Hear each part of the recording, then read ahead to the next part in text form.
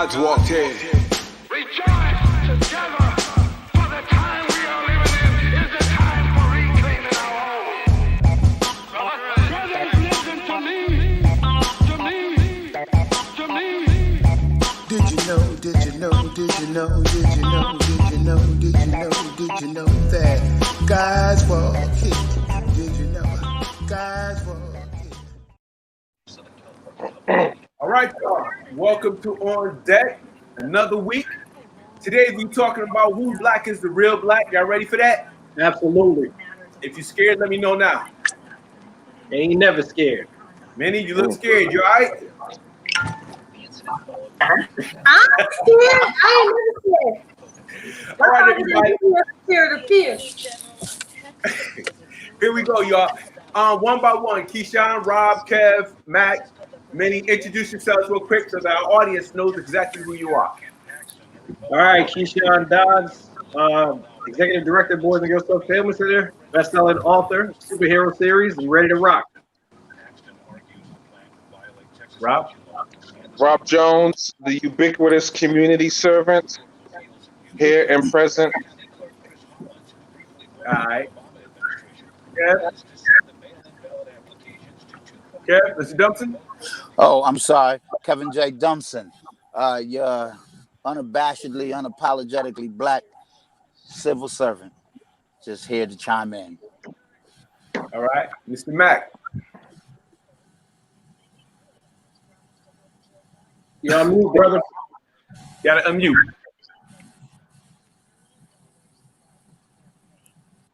Sound's not coming in. Well, I'm Minnie, serial entrepreneur, civil servant to the people as well. It's here to hold it down for the culture. All right. Hanif, we just do a quick intro. I'm Hanif Nelson. I'm a musician, educator, and I love to talk about our issues and serve people in any way I possibly can. Okay, and my name is D.Moss. Just a regular guy trying to get dialogue going. All right, y'all, so let's talk about it. Somebody screamed went black. I think that's Terrence. Let's get him off. Okay, so let's jump right into it. Who's black is black? If we talk about the whole construct of, oh, my man, Brother Charles Stokes has just joined us. Mr. Stokes, you want to introduce yourself? You gotta unmute. Hello, everyone. Okay, let's see. What is this? We can hear you. Okay. Okay. We're jumping right into the conversation about who's black is black. Every day we hear different people talk about different aspects of blackness, whether you're black from the United States, the Caribbean, Africa, it doesn't make a difference. If you're black in the States and too many white friends, you might not be black enough. Too many black friends, you're too black. Let's talk about this whole concept of blackness, and if each of you could just talk about what being black means. Whoever wants to go first. Go ahead, Minnie.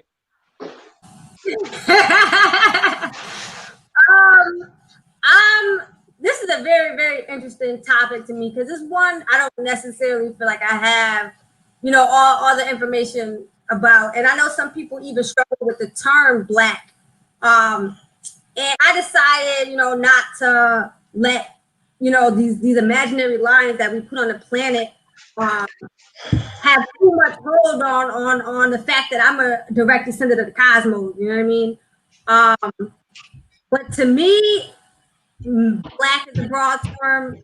Melanated, which is a term I prefer, is even a broad term to an extent.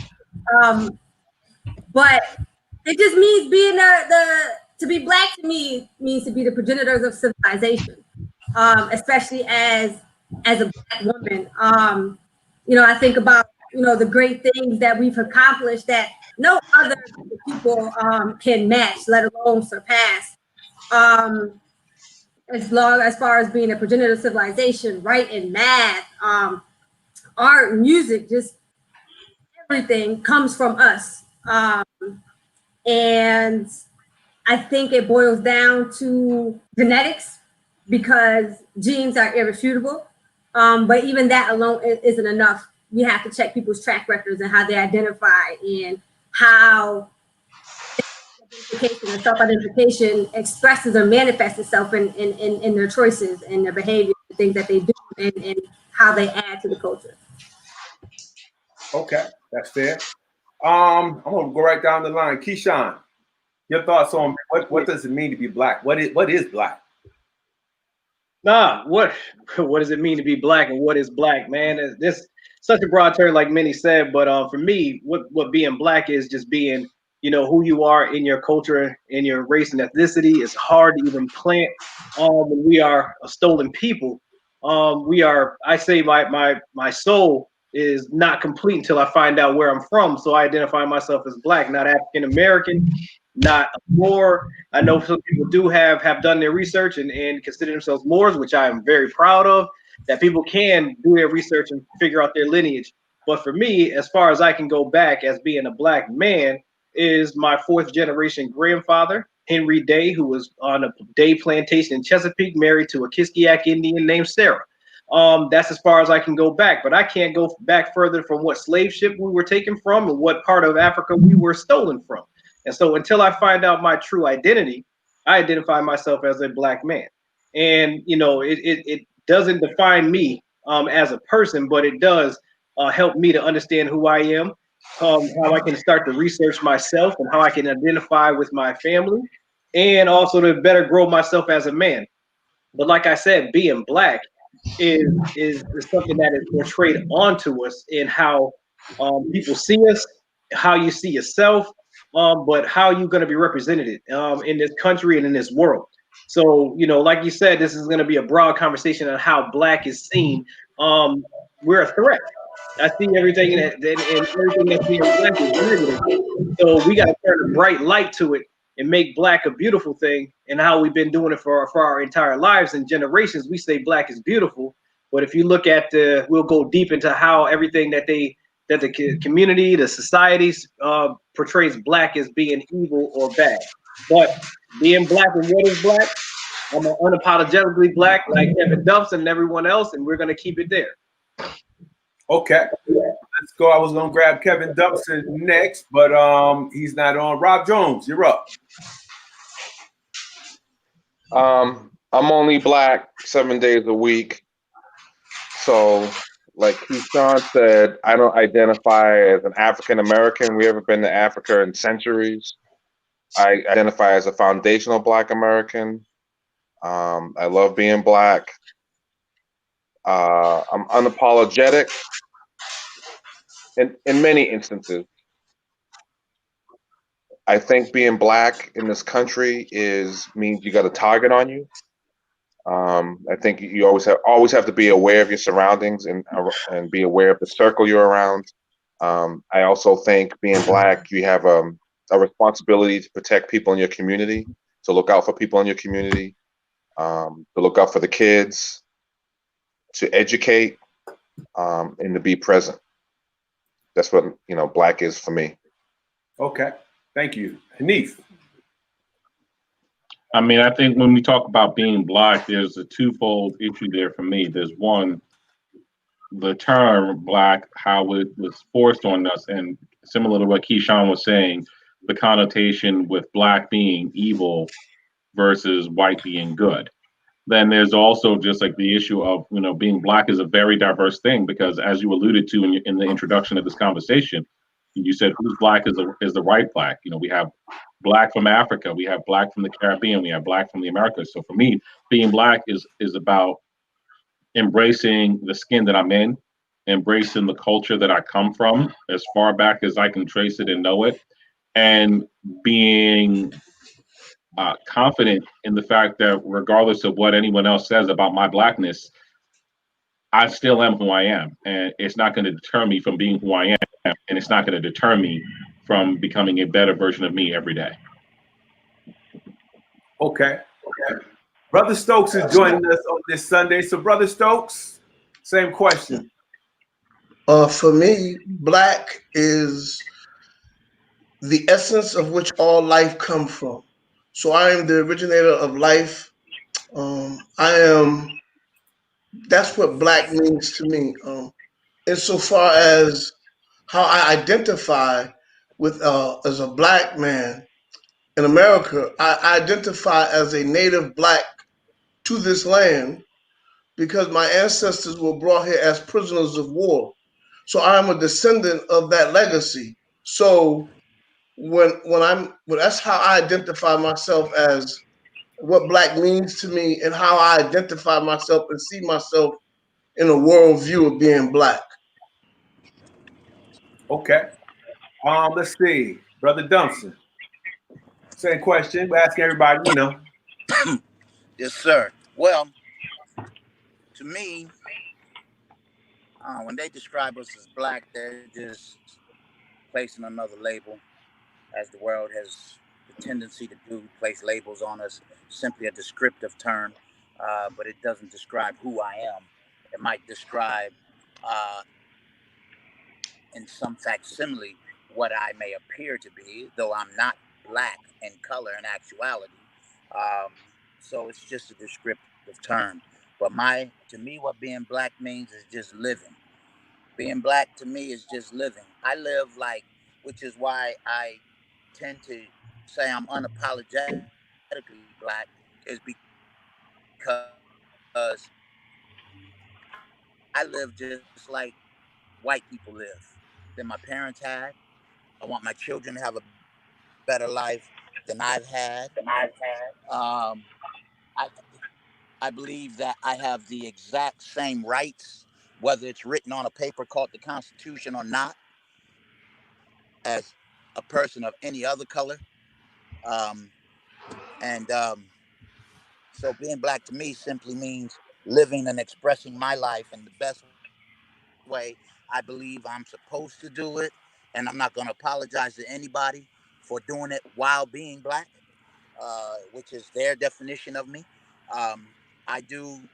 I have begun to subscribe to the notion of my Moorish descent, which uh, uh, genealogy wise, I cannot say that I've traced myself back to some particular Moor or Moorish family, but historically wise, I can say that all life began on the continent of Africa. And if you go through Africa, you will find all indigenous people of Africa are of color. Uh, and the Moors actually were or ruled one of the largest empires in history. So I subscribe to Moorish descent, which I often refer to myself as the Moor. But I'm going to always be unapologetically what they call black. So to me, being black is simply living the life I feel entitled to live, which is a life without feeling I need to kowtow, bow and scrape, acquiesce, do anything that is demeaning or or disrespectful to me as a man. And so um, I'm not going to attempt to be super intellectual on this or articulate beyond. Listen, I'll just keep it real simple. Being black to me being means living.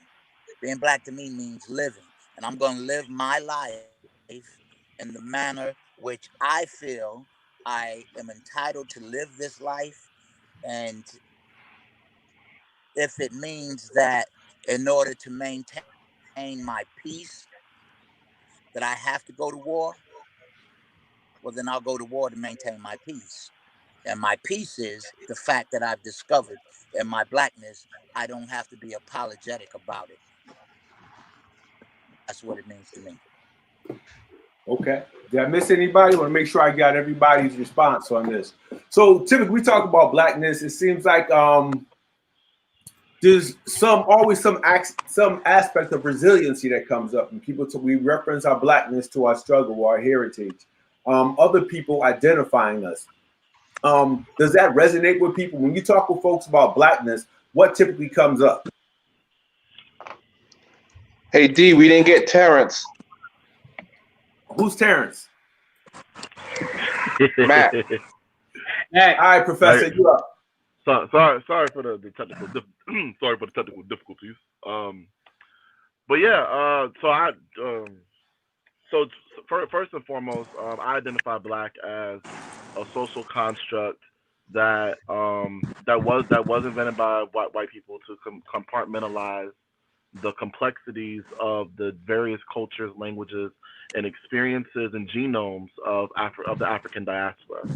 Um, to me, anybody who was a part of has an immediate bloodline relation to the African diaspora is black to me. And to answer your question, I do recognize that at times as though we do see more and more people embracing their African heritage and their African roots, it's conditional. You know, they'll suppress it around family, or they'll suppress it at work, or they'll suppress it at or denounce it even in certain spaces that don't that in certain spaces that don't hold the term black or the identity of being black to a high standard. And, you know, sort of like a costume that you take on and off.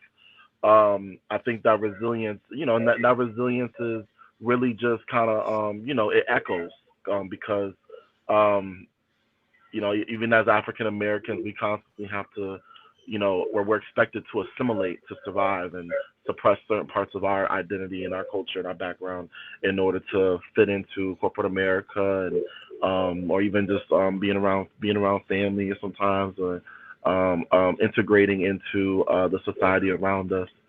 So I think when it comes to situations of integration, you'll see some people being resilient towards being identified as black, and they'll stray away from terms like African American and would just rather be called an American. Or they'll go even deeper and be like, nah, I'm not American, I'm a human. We're all humans. And you know, just that like the avoiding that individualism as a way to protect themselves from being ridiculed and marginalized, because that's what comes with being black. Blackness in itself is an experience, and and I think when we start looking at it in that light, and rather than just a genetic entity, then we'll really start getting down to the root of a lot of the issues that circulate around being black.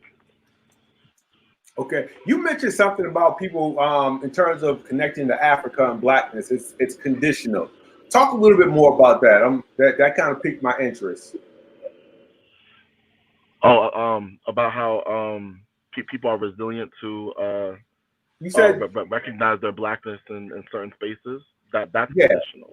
Yeah, like, it depends on the condition that you're in. It depends on, you know, naturally we're not going to be as Kemetic and Pan Africanist and Moorish at work, or in certain spaces where that sort of culture people view as militant, and people view that as view certain expressions of that identity as being militant and divisive and overpowering, and they can't handle it. So we suppress those kinds of things until we're outside of work, and we're outside of those environments, and you know, we're around other like-minded people.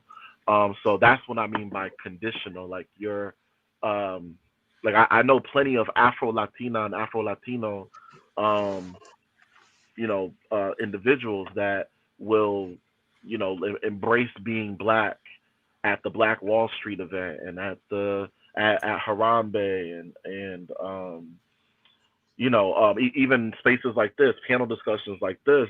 But when they're back home, you know, around their, you know, everyday family, and they're with abuela and whatnot, and you know, they're using language like moreno and negro and negrita, whatever. Like, you know, they don't say anything. So again, it's a conditional. It's a conditional. There's many members of the African diaspora that have a conditional attachment to being black. Okay, Rob, where's Rob at? You mentioned something about being a foundational Black American. Talk about that, and then in the context of which Terrence just spoke on regards to conditional blackness, specifically with folks. I'm assuming that he's referring to people who would not consider themselves to be a foundational Black American. Yeah, so the foundational Black American term is kind of a recent term, and I think it's being driven largely because of politics, because every political party is angling to get that Black vote, but nobody's angling to provide any tangibles. It's like going to work every day, and then you're not getting a paycheck, right? So a lot of the foundational Black Americans have segmented themselves apart from the other melanated folks, similar to what Mac just said, being choosing your Blackness when it suits you. And we've been seeing a lot of that with Blacks in the Caribbean. I'm not Black, I'm Jamaican. I'm not Black, I'm Haitian. A lot of like Hispanics. Oh, I'm Dominican or I'm Puerto Rican. I'm not Black. Even when you over in Africa, when people, I'm not Black, I'm Nigerian. You guys are Akatas. You guys are Akatas. So when you kind of see the attack on foundational Black Americans, it tends to be coming from people who aren't foundational Black Americans. So that's why there's been a clear demarcation between foundational Black Americans and, for lack of a better term, other, because they try to lump us all in the same. And like Chuck D said, every brother ain't a brother. And we're finding that a lot in the political process, where foundational Black Americans are being attacked by non-foundational Black Americans. And again, it's another construct to divide, but it's part of that white supremacy virus that seeped in to all of us at one point or another. And what Mac alluded to, I've seen that in my family, and even with my son's family, because my son's half Puerto Rican. Okay. Anybody else want to jump in on that conversation? Minnie, Yes. I knew it already. I'm sorry, I see Minnie's faces. It bubbles when she's about to go on a tangent. Go ahead, Minnie. I'm not about to go off. I'm just wondering, are we differentiating, race from nationality, from culture? Because those are all very distinct and different aspects of one's existence. So I can hear someone saying, I'm not Black, I'm Jamaican, but they're referring to their nationality as opposed to their race. So are we making that distinction? And if we're making that distinction, are we doing so properly, appropriately, and in a way that isn't divisive? That's part of the conversation as we talk about Black. I think when I look at Black Lives Matter, if you look at a common social situation, you take a police officer pulling somebody over, do they differentiate based on the fact that someone is from Nigeria, Jamaica, Trinidad? This is America. My people are from, like, my mother's family is from Antigua. Should I separate myself from this conversation? That's why I asked the question, who's Black is the real Black? How do we identify? Who gives us permission to self-identify as a collective? Understanding that we are not a monolith, but collectively, as we forge forward from a socio-economic perspective, in a socio-economic capacity, it's kind of like, how do we do this? Because there's times when people say, look, man, I'm Afro this, I'm Afro that, when they feel there are benefits coming down the pipe. When there are no benefits and there's just challenges, people tend to step back and all of a sudden they defer to their culture or their geographic origin. So I dig what you're saying, but I think that's a conversation that Black folks need to have. Because I look at this panel here, I see Hanif, Cuban, correct? Hanif? And Barbados. And Barbados. Antigua. I'm not sure who else has family lineage that stems from the islands, but Minnie, that's exactly the question when we talk about who's Black is Black. Originally, I was supposed to have a brother on the call today from Ghana, one from Ghana and Kenya. Both of them back down.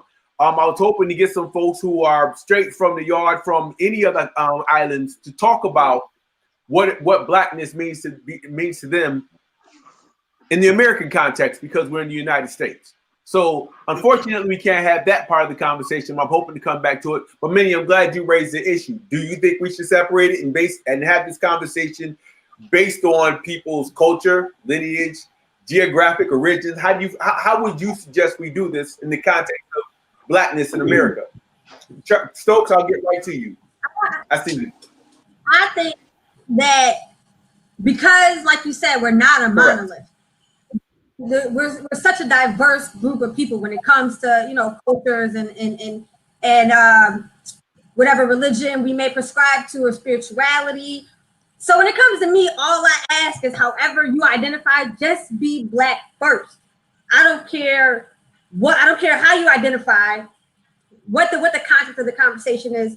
Be black first. I'm a black woman. I'm a woman, but I'm black first. If you want to be a preacher, be black. Just be black first, and always put the interests of us as a group before your own, or however else you might identify. Be a black Jamaican, because everybody that belongs or lives in a certain area is not black. They got white Africans. There are white Africans. So geologically speaking, really just are we talking white the leftover colonizers, or? But if you're born there, you know what I mean. But there ain't no natural black Africans. You reside on you're born there, you reside in that nation, then you're African. I dig what you're saying. I'm not saying you're melanated. I'm not saying you're black. That's why that differentiation has to be there. And however you identify, just be black first and put the interest of the people first, always. Okay. Stokes. Yes. Thank you. This has been a very interesting conversation. And you said something, Brother Daryl, that was interesting. You said your parents are from Antigua. Yeah. And so the slight uniqueness of this conversation is when we talk about native black of this land. Yep. And what makes you, as a human being, a native black from this land? That means that your ancestors came here as prisoners of war. They were subjugated, raped, beat, murdered, Jim Crow, Reconstruction, all of that. If your parents and you come from that lineage, that qualifies you as a black native to this land. Mm-hmm. When you have black Cubans, black Haitians, black Jamaicans, that does not qualify them as native blacks from this land. And so when we're talking and having this conversation, when they ask, most of the times you hear about black Americans is they think that they have the moral righteousness of blackness. That's not it. But what we do have is a relationship with this land that precedes anybody. So if your family came over here 200 years ago, if your family came over here 250 years ago, that does not make you a native black of this land whose ancestors came through that struggle. And so the uniqueness of what everyone does with the native black story of this land is everybody seems to profit off of the struggles of the native blacks of this land, but they don't necessarily identify with us at all. And I'm not gonna, like, for instance, Barack Obama was not the first native black American from this land to be president. So when we say he was the first black president, yes, but he wasn't from this lineage because his mother was Caucasian and his father was from Africa. So he's not from this lineage. Kamala Harris, yes, she's black, but she's not from the native blacks of this land. And so I think that when we're having this conversation, we never talk about that. And even when you look at TV, MSNBC, Joy Reid, everybody is using Black Lives Matter and everything off of the struggle of the native blacks of this land, but everybody profits except for us. And so I think that that's where I like when I have these conversations, I try to talk about that and how we don't talk about it enough. Insofar as it doesn't give Native blacks from this land the moral, like we think that we're more black than everybody else. But when it comes to this particular beast, um, we should be the one telling the story and being the ones who are profiting off of our pain and suffering. Okay. And just for clarification, my mama from Antigua, my daddy from Tuscaloosa County, Alabama. Okay. All right. So I have a stake in this bad boy. But I'm not saying you don't. No, I'm just having fun. So I'm just having fun with it. Hanif, you up? Okay. But that brings up a very interesting point, and it goes back to something that we were talking about a month ago when we were broaching on the conversation of reparations. When we talk about someone who's a native black of this land, and saying that based off of what we just heard, saying that qualifies as someone whose ancestry can be traced to having been brought here on the slave ships and having gone through slavery and gone through that struggle. Does that now diminish the native blackness of someone who say like, I know D, you were just having fun with it because I probably would have said something similar if you didn't. Does that diminish the native blackness of someone whose entire family doesn't come from that lineage? See, and this is why this conversation is important, because for me, growing up where I grew up at, I grew up in New York, I grew up in Long Island, and there's a lot of the times, because of what I knew, because of my academics or whatever, but my blackness was challenged because I'm not as dark as some other folks, or because of how I talk, or because I was in the books trying to get good grades, or whatever the case may be. So when we say Native Black American, are we now going to start going into this conversation that I think is really, to be upfront, dumb about, well, I'm a quarter this, I'm a quarter that, I'm an eighth this, I'm a fifth that. I mean, it just gets into another issue of how, even within, whether we want to call ourselves native blacks to this country, or whether we want to look at all of the other people that are black and may not be from this country, the consistent divide that tends to happen. So how do we address that, since this is the definition we were discussing? Yeah, can I jump in? Can I have something? Can I just ask a question first? I'm sorry, because I'm confused about Daryl, can I say something? the word native. Okay, we'll clarify that, Minnie. I hear you. I was going to ask that same question. Kevin, you're up. Yeah, I just wanted to chime in before I got too deep and too far for me to remember some of these things. Me being the senior statesman here, my memory is not that great, so I have to speak while I can remember.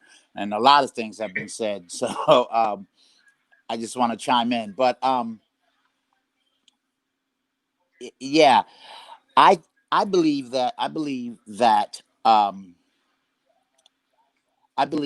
what happens, because Daryl, okay, I'm trying to remember what different people said. Daryl, you said something about social economically and us as black people or people of color, and the difference.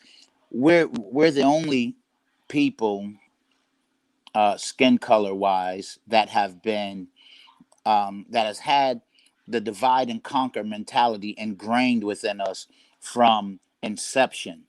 I mean, we can try to act like, we have that color thing going on outside, the light skins and the black skin, light skins and the dark skins and stuff. And like we say, how in our community we have that. If we're honest, we can bring it closer to home and say in our own families, we have that. You have 5 children and one of them is dark skinned. The whole family's black, right? But that dark skinned one, what's he going to be called the minute there's an argument? Blackie. All right, Blackie. Okay. Yeah. So we can even bring that home. So what I want to say is about, as far as socially, economically, we can't get together because that divide and conquer thing is always there. Cubans want to be Cubans. Dominicans want to be Dominicans. Puerto Ricans want to be Puerto Ricans, and right down to, if you get to the mother continent, Nigerians want to be Nigerians, Ghanaians want to be Ghanaians, whatever the case may be. And there's always that separation with us of color. So you'll see you'll see these microcosms, these subcultures that will promote themselves and do a great job at it. A great job. You know, Cubans will come and build a community and do a great job there, and they'll identify as black by skin color. But even within the Cuban community, you know, dark-skinned Cubans don't get treated like fair-complected Cubans. And that's a fact over on that island, you know, but they'll do well here as a community. But then when we tell them, well, join the entire community, and let's those from the DR and those from Cuba and those from Jamaica and those from here, let's socially, economically get strong. And then we have a problem with that. Where on the other hand, you will have white people who can be from France and some from Great Britain and some from Germany, and they speak their own languages and stuff. When they come here, though, what they put first, and this is something that many said that I agree with, if we're going to be black, we need to be black first, not black second, not black third, not black after I take care of my family. Black, we need to be black first, because you know what white people do while they are socially, economically superior to us? I mean, other than the fact that they've had generations and generations of inheritance, able to pass things on that we haven't had, and they've had that advantage and that entitlement that they failed to be able to recognize. We know that exists. But one of the other reasons why socially, economically, they're so powerful is because they're all white first. They are white first. They're not German first. They're not French first. They're not Irish first. When it comes down to their money, if they had a choice of giving $1 to a little black boy or a little white boy, and the black boy may be the smartest kid in the class, they'll give it to the dumbest white boy there, because they're going to be white first. Yeah. And they're not going to put us before them. Whereas we have all these subcultures and microcosms that we allow to separate us and keep us from uniting as one, when in reality, we're all black. And we got to be black first. Those of us of color, we're all black, whether they believe they're black or not. In the white man's eye, they're black. They're black. But that divide and conquer thing has worked so well amongst us. So we have to be aware of that and try to blur those lines and get those lines out of the way. And then socially, economically, we can be strong, because listen, Puerto Ricans have a strong community because they band together to take care of each other. There's a strong West Indian community. You may not know it. We may not know it, but there is one. But we need them to get strong with us, and all of us together. And as far as I don't want to go on too long, but you guys know I stay quiet for a long time, so I mean I just want to get this in. but then also, as far as that being native to this country, you know, if you can't trace your lineage back to slavery in this country, I don't think you're entitled to even speak on that level. But then again, me saying that is going to cause another schism, right? Because now that draws another line between us. So we need to first of all do away with the barriers and with the walls, with the schisms, and we need to as a color, or because as a people we're different, ethnically we're different, culturally we're different. I teach people, and then I'll be done. I teach people that even in this country, right, you cannot say that a black American is the same, because I can prove to you that if you put a brother from New York and a brother from Florida and a brother from California in the same room, they're going to dress a little differently. They're going to talk a little differently, because what's cool in the Northeast is not what's cool down South. And what's cool on the East Coast is not what's cool out West. Okay. So even as a people in this country, black people, we have different subcultures within our own culture here. But what we have to do is unblur those lines and be black first, not second or third. And then in our being blackness, don't be apologetic about it. We don't have to apologize about uniting and getting our money together and building our own stuff and having our own companies. Why are we apologizing for that? And then why we always want to help them matriculate into what we're doing and thinking that if we get a white boy on the team, we'll be stronger and more powerful. No, what we need to do is get his knowledge, and then we'll be stronger and more powerful. Thank you. Yes, Reverend. Who's next? Mac, you look like you want to say something. Go for it. You're on. Uh, oh, there's so much. Okay, so first things first is I echo what was just said. I definitely feel that there definitely is there's a clear distinction between being African American and being African, which is why I've always, strived to really make that distinction when somebody is identifying me, that they don't call me African because I'm not from. I have no cultural like relevance to African I culture and agree. languages. Like I was born here. My and the things that were the experiences that I've embellished in have all been Black American experiences. Like when I hear Black Lives Matter, I'm hearing a Black American experience, and that's why I resent those who say things like Brown Lives Matter and all these other different subcategories of the movement, because it was born out of a very particular experience of how we are perceived in society. That's why I also I don't do percentages like 90% this, 40% that, 20% this, because whatever like it's very evident that we're all a lot of something.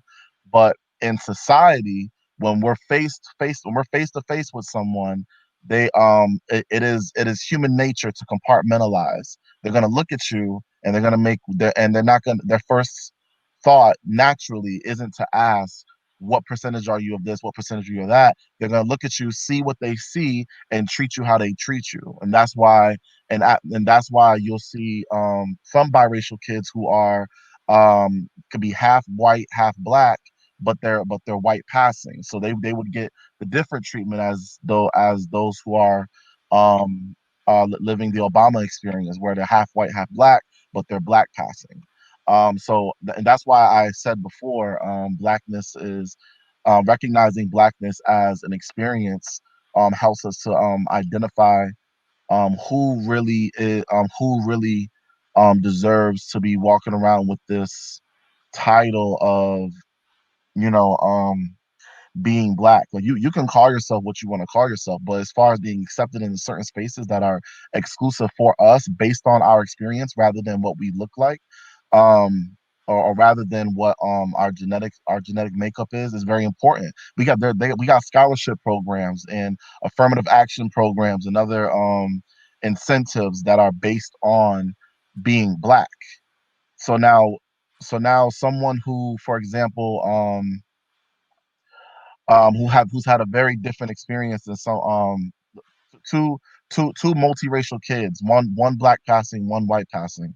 Should they, is it fair for them both to be up for consideration for that black specific scholarship, or that incentive, or that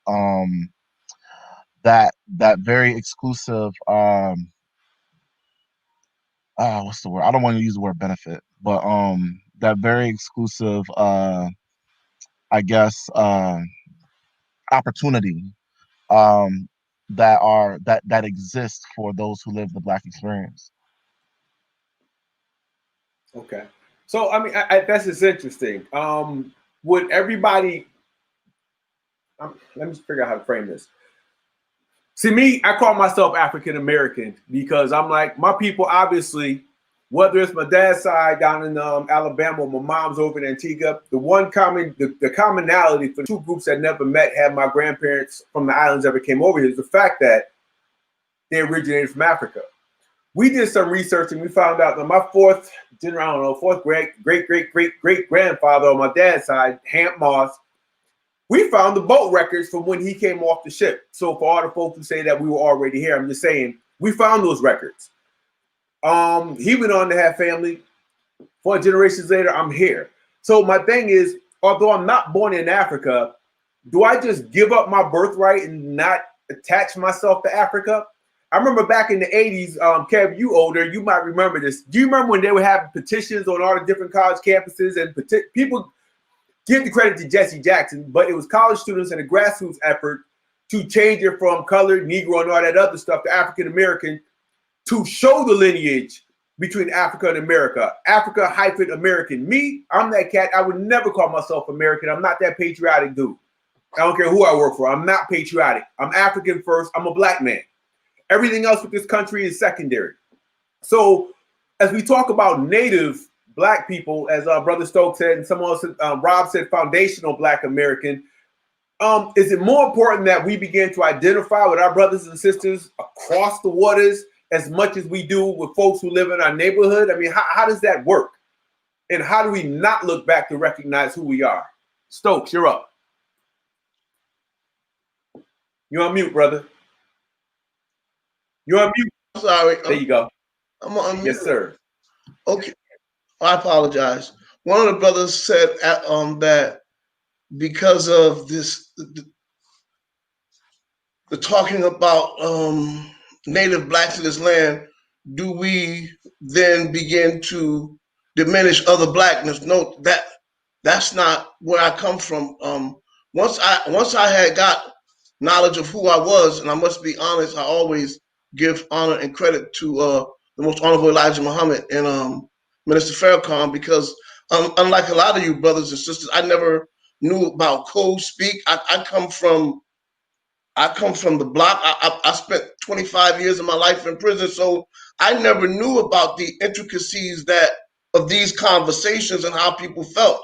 I was always able to speak my mind how I want, and then when I got knowledge of self, it just was who I was. So I never knew you had to speak a certain way or act a certain way. Once I recognized that I was a black man and that's who I was, and that I wasn't what America defined me as, I got liberty from that. So I understand that we are a universal family.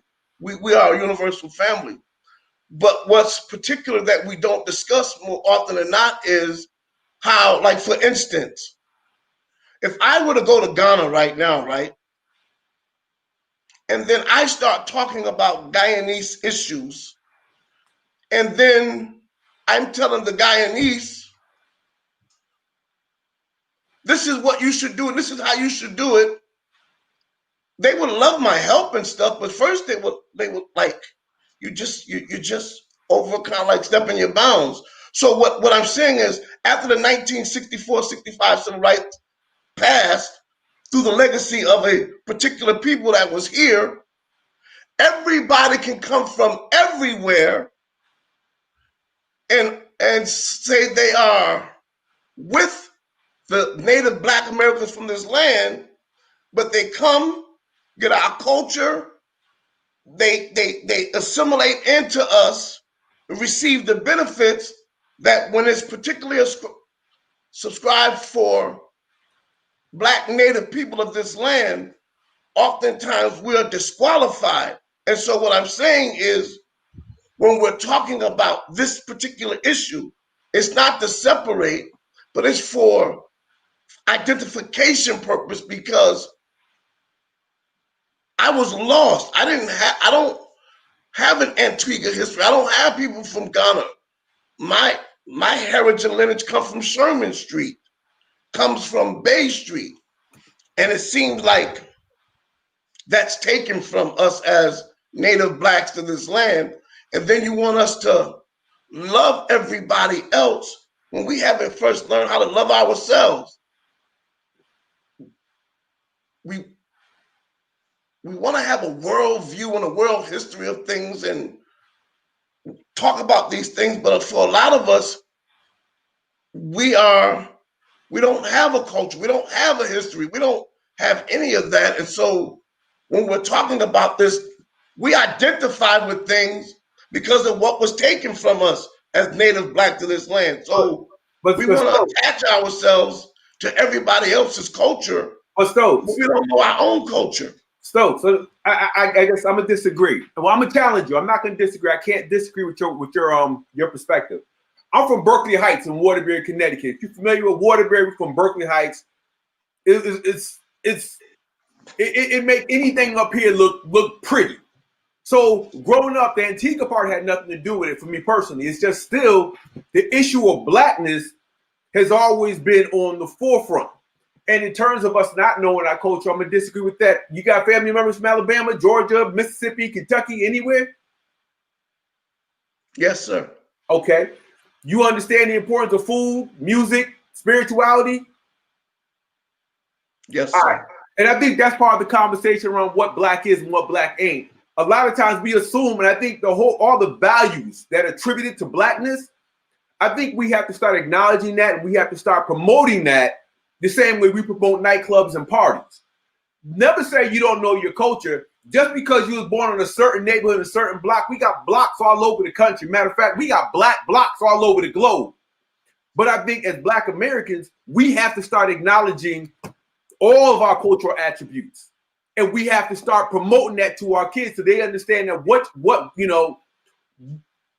what has come down, through the generations from the yams that we eat. There's different types of foods that we eat here that aren't too different from other parts of the globe. We have to accept that. We have to acknowledge it and accept it. Ain't the same, similar. So, but going back, it's kind of like, I don't know. I disagree. I think somebody from Ghana moving to the United States, his great-great-grandkids are going to be what? You think they still going to have that Ghanaian accent? Nah. The bottom line is if I move to Ghana and I'm commenting on Ghanaian social issues, if I live there for over 20, 30 years, those same issues are impacting me. I have every right to speak on it. When the police roll up, they don't care where you're from. When you go to apply for a job, all they see is a black person walking through the door. You go to That's Bates right. Hospital or any other hospital, those doctors are just as racist as the police. They don't say, oh my God, this dude's from Jamaica, let me treat him better. At the end of the day, as long as we're going to drag white people into our narrative, a nigga is always going to be a nigga regardless of where they come from. So I think it's important that we take white people out of our narrative as we determine who is who. I want to show a short clip I think is necessary for this conversation, maybe or may not be. It's from the documentary Bound on African and African Americans. Let me see if I can get this thing to play. Here we go. A long time ago, in the land of warm waters, there lived two brothers born of the same mother.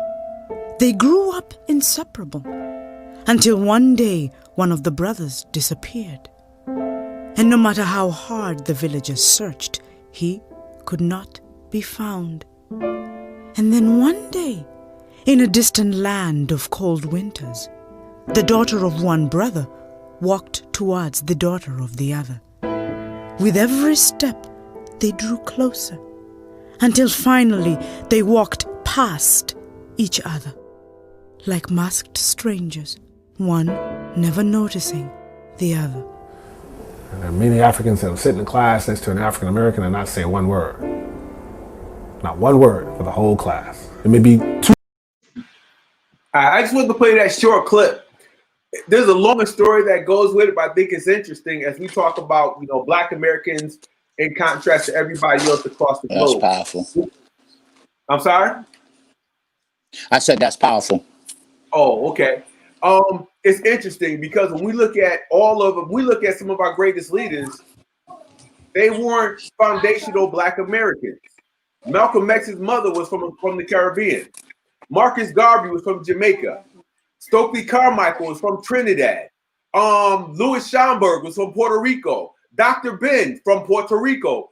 That list goes on and on. A lot of these folks were not what Tyreek would call foundational Black Americans. They wouldn't be considered native. I got you. Let me get you up here. Go ahead, Kevin.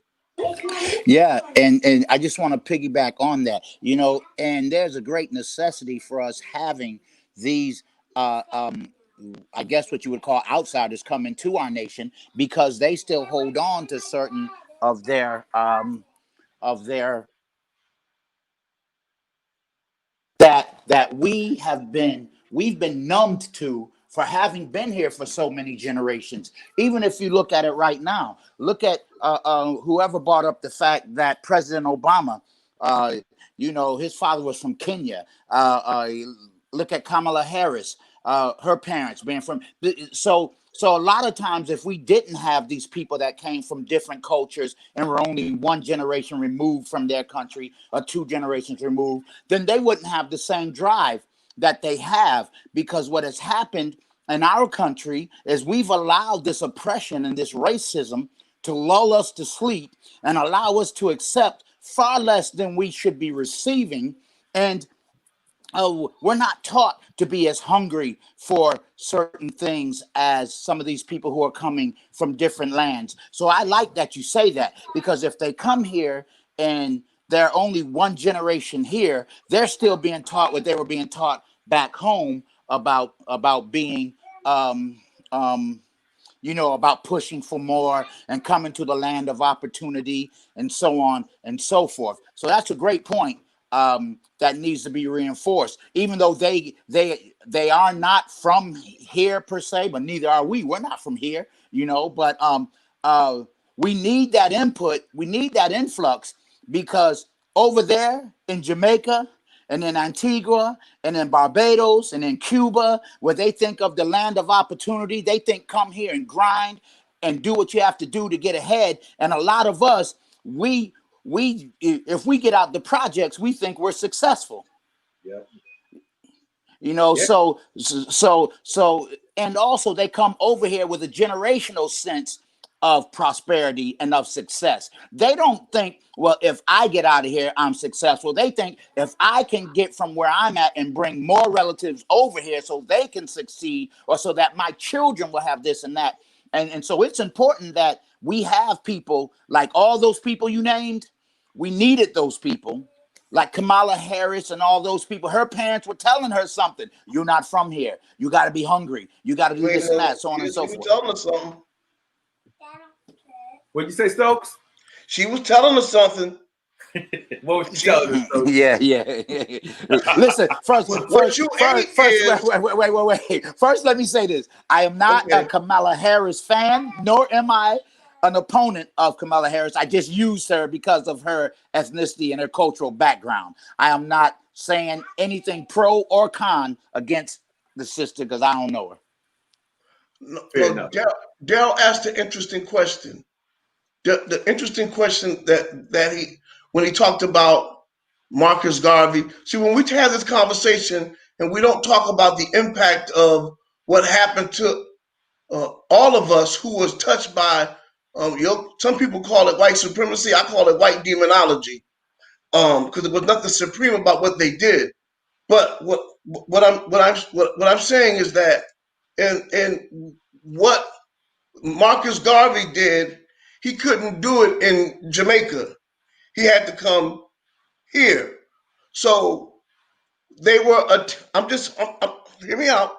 They had white supremacy and colonization and imperialization from England and Jamaica.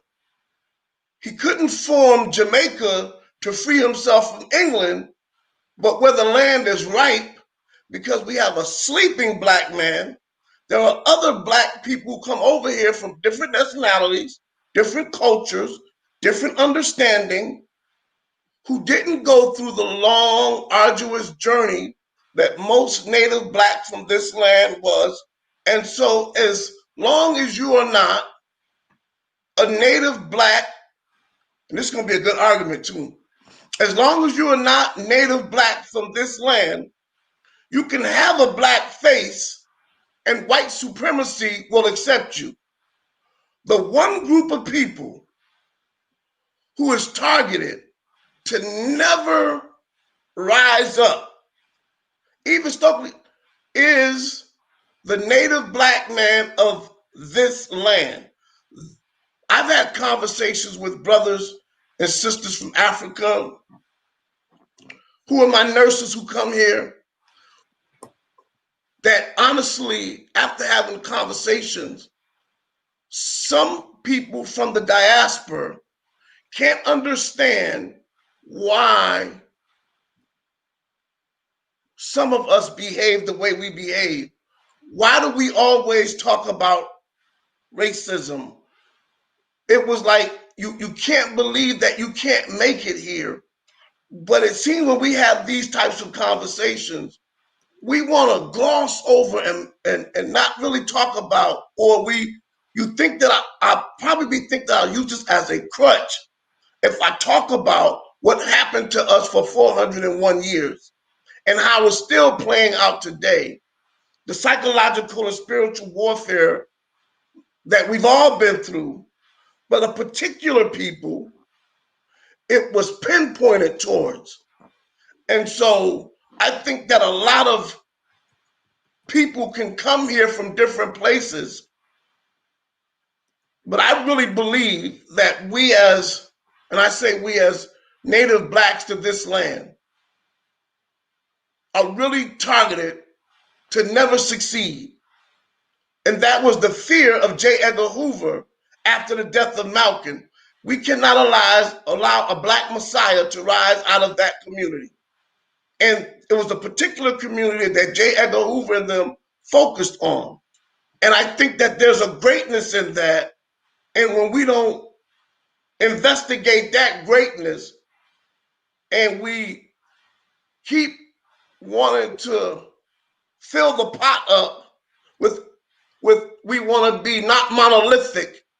And when it comes to regards of dealing with native black mental spiritual warfare that we've been under and how we're trying to come up from under it, and like everybody else who comes from different places who automatically not profit, bad word, but become successful through our struggle is something that I think that we should be conscious of. And I'm not downplaying anybody. It's just that sometimes I think these weird thoughts and I like to articulate them.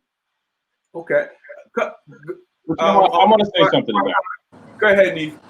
I'm going to respectfully disagree with some of that because I've traveled a few places outside of this country, and no matter where I've traveled around the world, I have seen anything that is darker skin in nature being demonized. Absolutely. No matter where I go, I have heard or have seen the same thing as I see here. This concept that we're talking about in terms of the mistreatment of Black people came from a European system. That European system spread out everywhere that Europeans went. You go to China, the Chinese tried to say the coronavirus was as a result of Africans there and expel people out of China. China's been doing all this investing in different African countries. There was something that happened in Nigeria where the Chinese people the Chinese government that put investment there insisted on their own police force policing their investment, opened up a Chinese restaurant and told Nigerians they're not welcome there in Nigeria. All right. I've gone out to India where the most popular product in the regular old, what we would call corner store or grocery store, and the most watched commercial and the commercial that is on the most in the part of India, at least in the part of India I was in, is skin lightening cream. No matter where you go, when there is a mindset that Black is evil, it doesn't matter whether you're in America, India, England, China, Japan, doesn't matter where you are. That mindset has been throughout this entire globe. So we can't, if we're going to be honest about it, we can't say that it's just, what we deal with here and that the targeted community are just the people that grew up here, because that's not true. And I'm not trying to necessarily become confrontational, but I'm just being honest. It's not true. Every country I've ever been to, I have seen Blacks be either mistreated, stereotyped, or believed to be a certain kind of way. What's historically speaking, why do the Chinese distrust Black people? Because the British told them to. The British told them that people of dark skin are not to be trusted. So this is, it just doesn't matter where you go in the world. This exists somewhere. Am I saying that every country has a hatred for Black folks? I haven't been in every country. I don't know. Am I saying everyone in every country that I've been to hate Black folks? No, that's not true either. But this attitude about Black folks is present in every country I've ever been to. Now, I haven't been to a ton, but I haven't been to a little or small amount either. I would like to interject as well. Can I interject? Okay. I hear what Brother Stokes is saying, and one aspect, and that aspect being the fact that it does appear, and I agree with that aspect, it does appear that those of Black skin or dark skin that come to this country that are not from this country do seem to be received better than those Blacks who are Black Americans, African Americans, whatever you want to call them. You'll see that they would rather talk to. I've seen people from India darker than me, but their hair is straight, and they will accept that dark skinned Indian before they'll accept me. And his English is broken, and they can barely understand him, but they'd rather hear him talk than to hear me speak because I'm a Black American. So kind of hear if that's what he's saying. I don't want to put words in his mouth, but if that's not what he's saying, then I'll say it now.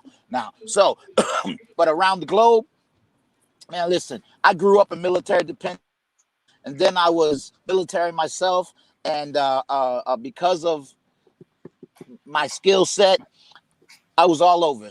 Man, I've been Thailand, Okinawa, Guam. I've been on the continent of Africa. I've been I I've touched every continent except Antarctica.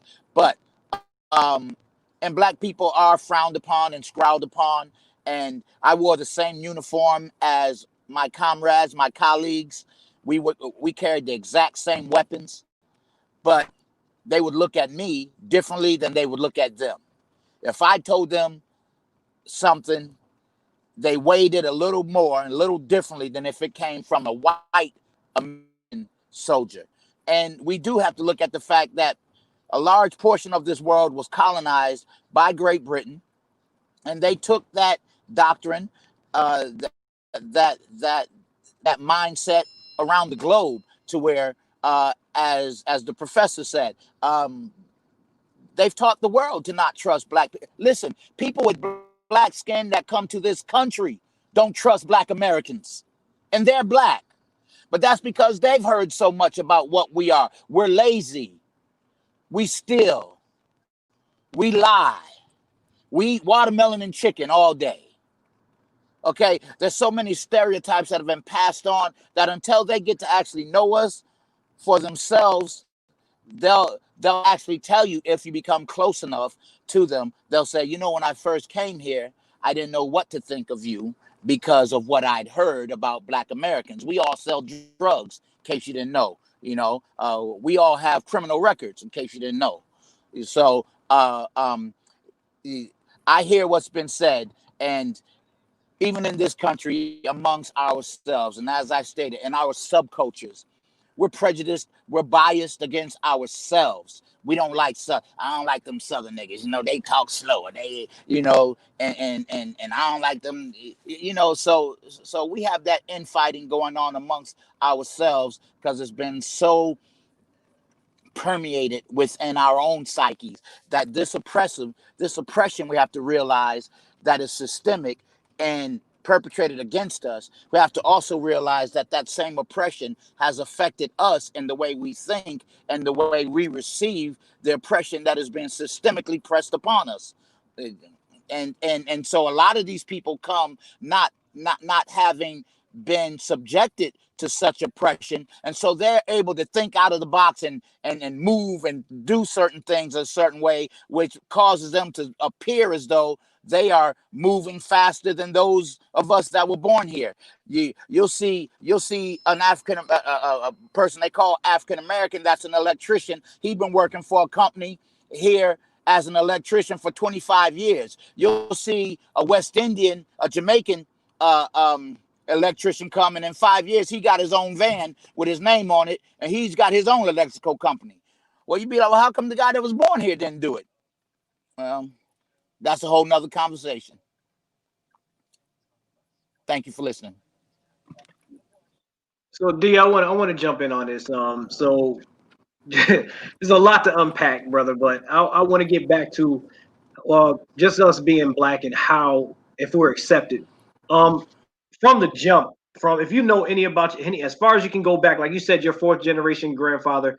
I can go back to my fourth generation grandfather, but through that time, a lot of us have been taught to forget our past, forget who we are, to hate ourselves, and not to find love.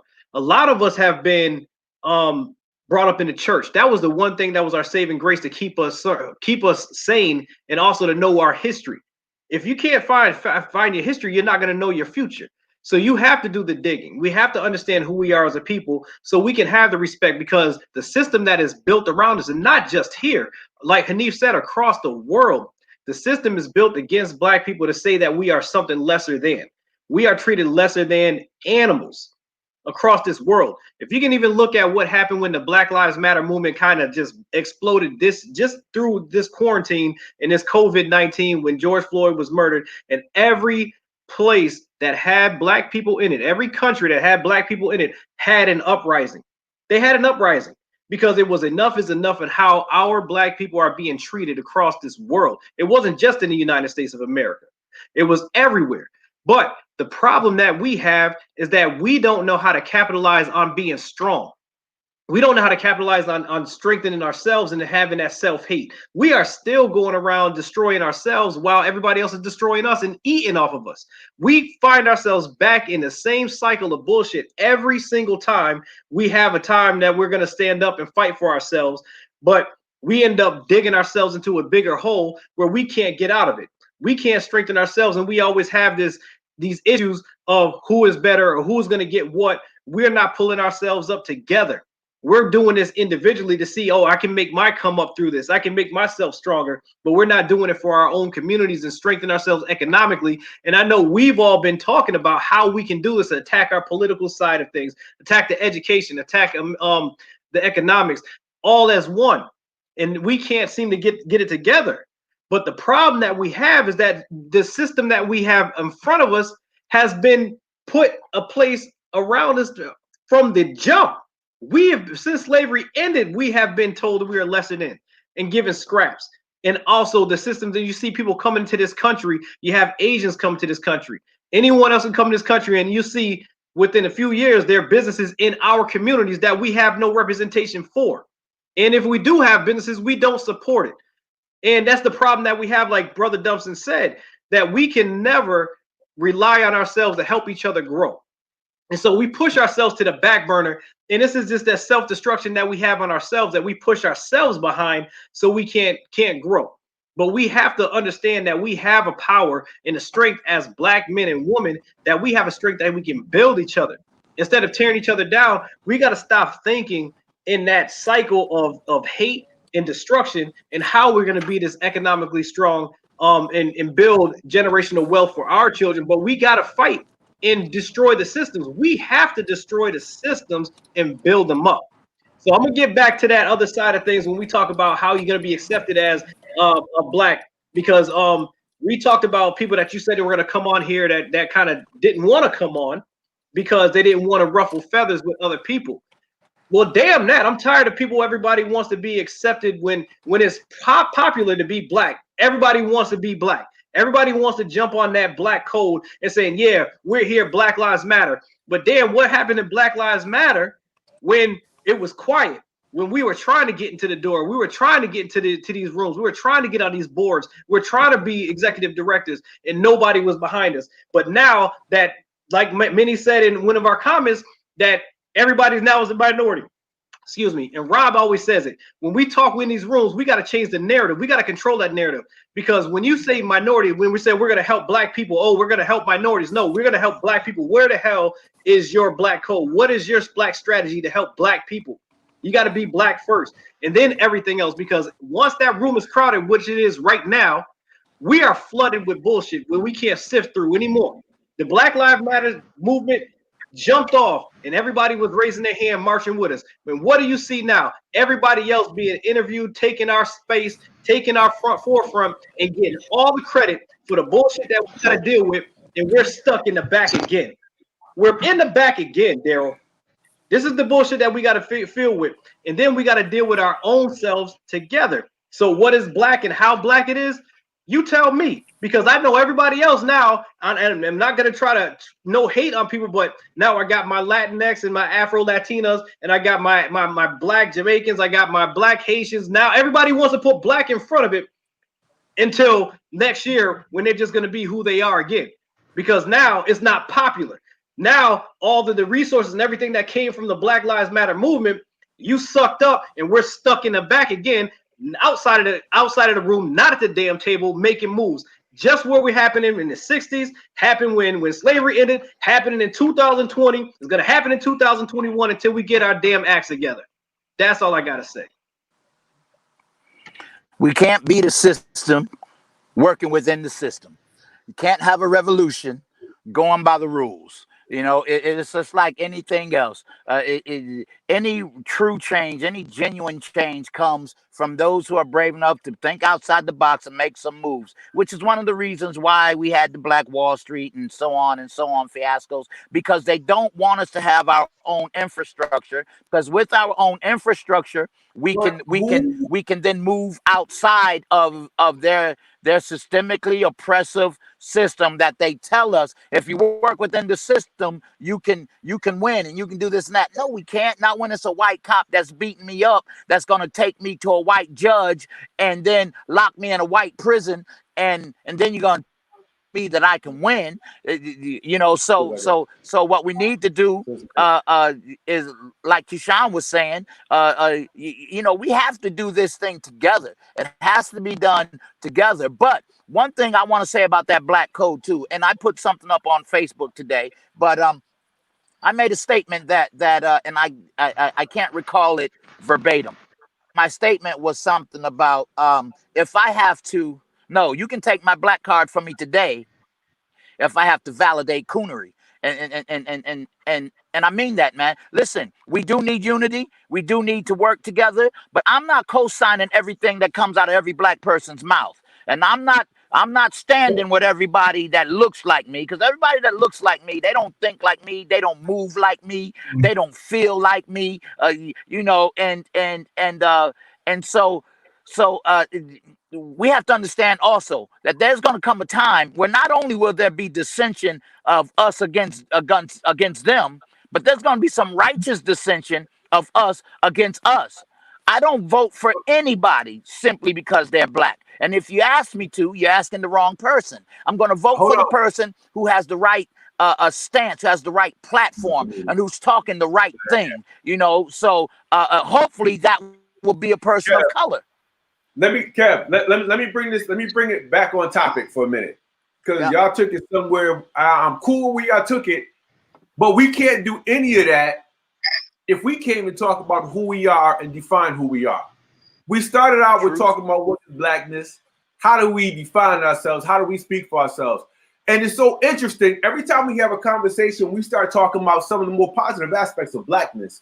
Talking about I was hoping to get into the values, all the things that we do, the more positive attributes. Fuck what everybody else has to say, but we always seem to put white people into our narrative. I don't care who I talk to or when we talk, there's always that they factor. Why do we drag, I'm going to change the topic for a minute. Why do we always drag white people and what the hell they think about us into our conversations? They don't have to be a part of the conversation at all, but we drag them right in. They're so fucking powerful, I'm assuming, because we make them a central part of our narrative without them having to say a single word or even be in the room. I don't give a fuck about white people right now. So I'm hoping that we can get back to the conversation about what it means for us to be black. Whether or not you identify with a coon or not, we got a lot of coons. Next conversation is how the hell do we get them out of our conversations when we're talking about forward progress? A lot of what we need to do has more to do with how we self-identify than anything else. If we can't even agree on whether we black, more, this, that, or whatever, then yeah, of course everybody else comes in with a unified cultural identity. Because we can't have a conversation without discussing who ain't doing or saying the right thing when they're in the room with white people. Why are we so obsessed with white people? I'm just curious because they always find their way into our conversation. It's conditioned response. It's like like in a psychology class I took, when they talk about Pavlov and the dog. After a while, he had them dogs salivating for food as soon as the bell rang and there was no food there.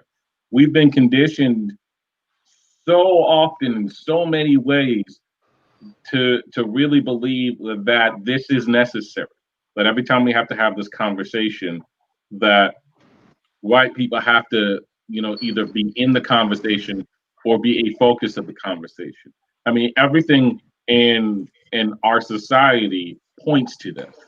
And until we realize that and do the work that we need to do to not respond when those bells ring, for lack of better words, it's going to always be this way. Now, to your point of what you're saying, it's like, I mean, I think we have to also understand that, like, one of the things I like about this conversation and this particular platform in general is the way it was started. It was started by saying, look, these are conversations that need to be had within the family. And until we're done with these conversations and are ready to do the things we need to do, don't care who you are outside the family, they're saying for you. And we have to remember that as we have these conversations more and more and more and more and more. But I just will always go back to the conditioned response. We were taught, that white is light, good, right. Black is dark, evil, not to be desired. Yet, if you're an artist and you go and you take every single color and if you, or not even an artist, go to Home Depot, you take every single paint color there is, you pour it in one bucket, it's all going to turn black anyway.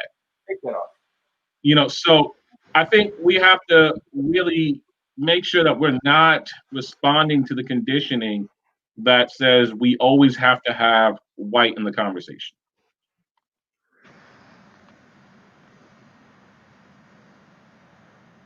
I'm sorry, I had a little technical difficulty. Thank you. Anybody else want to chime in? Mac, I see you.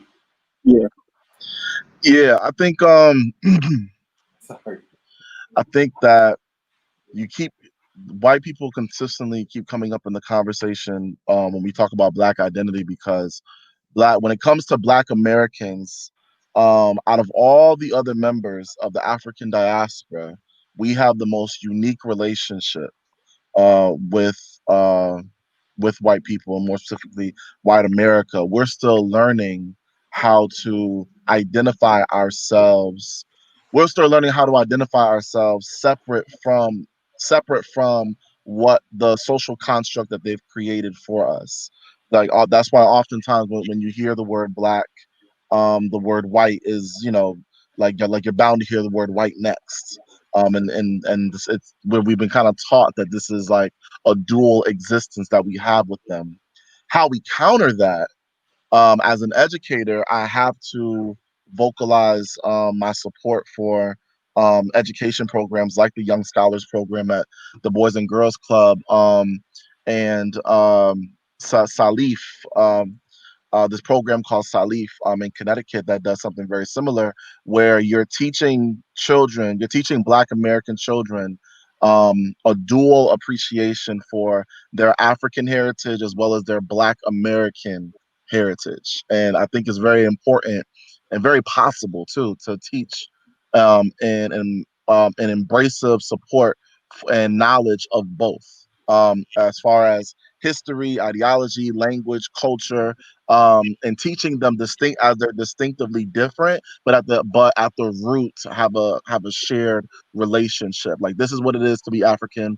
This is what it is to be African American. African Americans produce hip hop and soul food and these kinds of dances and African vernacular, and black vernacular English, and Africans produce this and that, and they're the central part of a beginning of human history. So I think education is the counter for erasing that narrative and all narratives that distract us from fully discovering our identities in Blackness and in this world.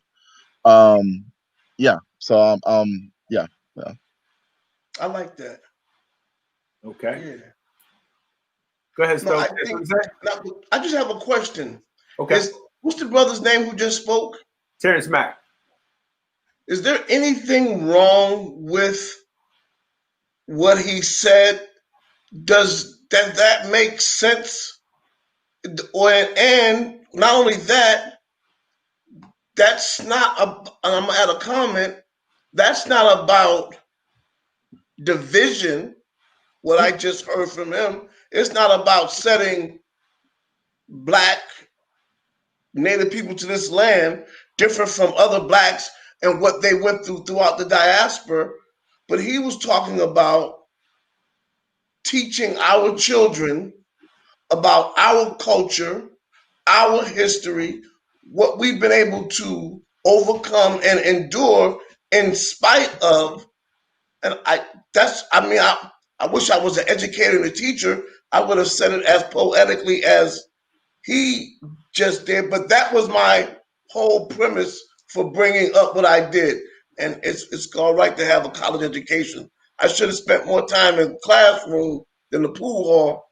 Maybe I would have gotten it a little sooner. But I like that. All right.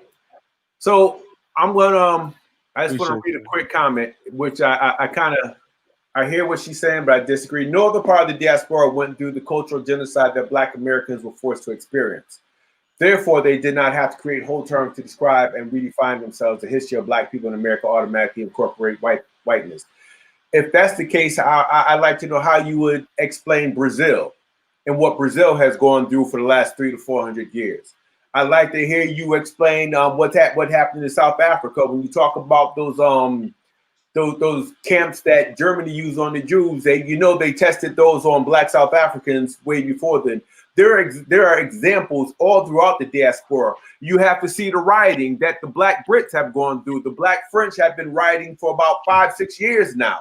So before we assume that Black Americans were the only ones to have endured any type of struggle, you really need to get up on your world news. Haiti had still been so severely oppressed by the white world. They're still undergoing it. So before we say that Black Americans are the only ones that have gone through that, we have Jamaicans who are proud to call themselves Jamaicans, not realizing it was a slave plantation. My people coming from Antigua, Barbuda was a breeding ground. What they did, they took folks to Barbuda, Antigua and Barbuda. The Barbuda part that my family is so damn proud of, it was a breeding ground. They took Africans there and they took the bucks and put them with women, whether they were mothers, daughters, didn't matter. And they forced them to breed. So we cannot just take all of this historic oppression and say that it is ours entirely and that no one else across the diaspora is familiar with this. Because if that's what you're thinking, then we're just as culturally arrogant as white people. And there's times when we have to check ourselves. So when we have West Indians or Africans and they come here, again, you look at it from a historic perspective, vast majority of our leaders, spokespersons, they were not from here. And they came left angry and they arrived here angry. And they got in where they fit in and they brought about change. So again, when we talk about who's Black is Black, are we separating ourselves from the rest of the Black folks in the diaspora? Are we creating further division? I don't know if it was Kevin or somebody alluded to the fact that they use mass media, these audio and visual imagery that we're bombarded with to force us to hate us. In the way we look at Africans, old monkey. Who heard the term old horse monkey, spear chunker? I heard it all growing up. So the thing is, they've taught us to see the world a certain way. And they're teaching our brothers and sisters over on the islands, over in Africa. It doesn't matter, Pacific Islands. Everybody's learning the same thing at the same time. The bottom line is, how do we build an army when we're actually, we're feeding into the chaos? See, D, that's what I was talking about. Yeah, you're right. That's what I was talking about, D, about how the system was already set up to separate us from jump. Wherever they took us and they indoctrinated what they wanted the world to believe what we were, from the motherland to wherever they put us, was to separate us. And then to go even further is to separate us even further as people so we could never connect. They already knew how powerful we are as a people if we can create what we've created out of nothing. And not just in this country, but all across the world, we are creators by design. So if we just imagine if we come together, that strength is overpowering. That's the fear of what they want. That's why I always, when you hear it now, we just want equality and we don't want revenge. Because if we want a revenge, we could take over everything. But we have to be able to be strong enough to come together as a people to make it strong. And yes, we have to understand the history of where we come from and how it happens and how we moved and how we were maneuvered, how we were separated, and what was taken from us. Our own education was taken from us, from our own land, and put into someone else. Our religion was taken from us in spirit and turned around. So we got to understand the history, like you said, to do that research, to find out who we are as a people, come together as a people, and have that strength. That's what we're trying to figure out and how we can do it now in 2020, so we don't keep knocking ourselves back 100 years again. And we're going to be sitting at the outside of the table trying to fix things. Keyshawn, if we're gonna do that, then we have to stop saying we pushing for equality because I can't find 5 of them that are equal to you, Brother Stokes, Kev, Minnie, or the rest of them. We're looking for equity. So we have to stop fighting for equality. I ain't fighting for to be equal with no damn body. But I am fighting for equity for my people. Minnie, you've been quiet for a minute. I'm throwing you on the spot. Talk to me. What you been thinking? All right, hold on. I got a list over here. I'm trying to see where I want to start first. Okay, so it kind of broke my heart in the beginning to hear, people say, and every time people say that they don't consider themselves African American because they have no ties to Africa, and that breaks my heart because while it may be true, the state and condition of the motherland is a direct reflection of the African diaspora everywhere. When we were great on the land and we ruled the world, we were great everywhere. And because the motherland is so infiltrated and so segregated and so Eurocentric, that's a reflection of how we are today. And it's important that we create those connections and those ties. Because you know why they're not killing the Chinese and the Indian? Because they don't want that kind of smoke from China or from India and all those political economic ties that we had. They don't want that smoke. Cops can't just go into Chinatown without an invitation, without a native speaking officer. They can't just go and do what they want to do because they don't want that type of smoke. We have to create those connections. We have to repatriate, and that doesn't necessarily mean just move to Africa. It means create economic bridges because as we strengthen the motherland, we strengthen ourselves all over. And we got to make it so that we're a formidable opponent so that they think twice before they do the things that we do because they don't want that kind of smoke. You know what I'm saying? And then D.Moss had mentioned about all the coonery and the infiltration and stuff. And we need to take a step back from the digital age and go back analog and talk face to face. Because even before the digital age, Hoover was doing all infiltration. He was writing letters between gangs, and the gangs was beefing and over things that were never said because nobody had a face-to-face conversation. You don't know who's watching and who's talking behind those screens. I can make a completely Eurocentric Facebook page, and I could be European. I could be a fat Chinese dude. I could be anybody I want to be behind the screen. We need to go face to face and meet face to face if we're not gonna be infiltrated all the time. The Haitian Revolution, the first thing they did was get rid of the collaborators. It would have been successful if they left the coons and the slave master lovers to their own devices. They would not have been successful. The first thing they did was get rid of the co-conspirators. That's what we have to do. And we're not going to do that. We're constantly planning and broadcasting on in this digital age and on social media. That's how we get infiltrated. That's how they know our moves. That's how we're trusting people that don't need to be trusted. If we meet face to face, we'll cut all of that out. Because I can say, hey, yo, that person right there, they not for the people. And we can weed those out. And we can also create those allegiances that we need because we can't do it alone. We didn't do anything alone. We didn't get here by ourselves. We didn't get out of slavery by ourselves. We had powerful allies. And I would prefer for those allies to be from the motherland, but they're going to come in all shapes, forms, and sizes. And we need to acknowledge that too. And I remember someone said, I think D.Moss addressed it about how we don't have a unique experience being slaves in America. We were enslaved everywhere while the whole world profited. So you can't just say that a Black experience is enough because anybody can have a Black experience. Anybody could go to the store and be followed. Anybody could be targeted. So it has to be more specific than an experience. So I need clarity on that. And I'm not even mad about the divisiveness between us. Okay, that's natural. I know my people, where I come from, and I just found that out. And I found out a lot about myself by learning about where I come from. And I come from Bioko Island.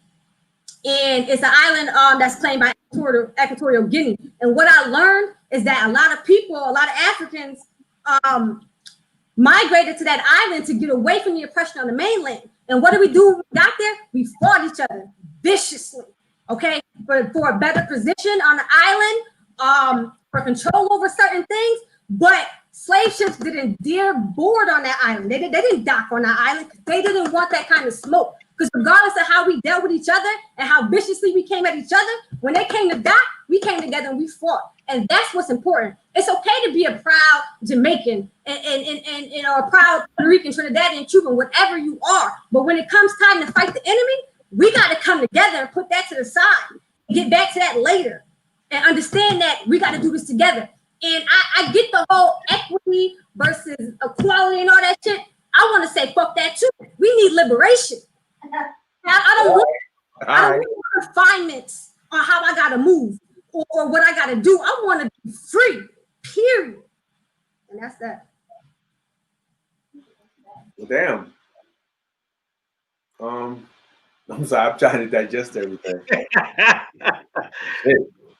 No, that's powerful, but Manny, that's one of the biggest things that I do appreciate what you just said, that you were able to find out your lineage and your history. That really makes you powerful moving forward, because you know how you came about, what you're about, and also that soul part of you is embedded into you. And that's one of the things that a lot of us don't have.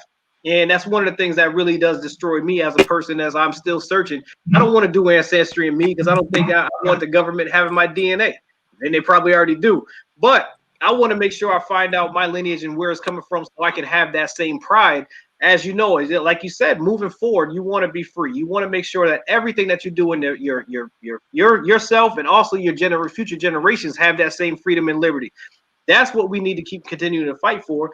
And like D said, I do understand the equity and not the equality, because damn that, you don't want to just have that same on the same level. We've been behind so long, we need to be above.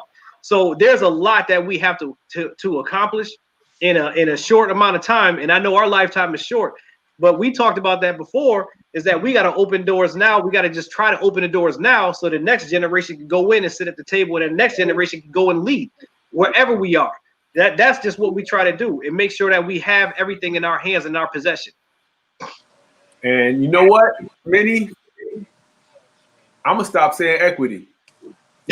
I'm gonna stop saying equity.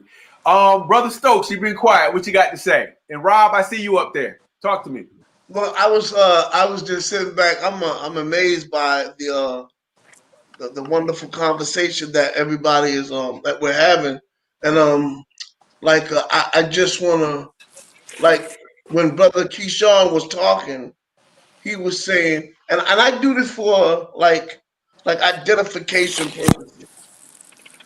When he says we have to get it together, I understand what he means.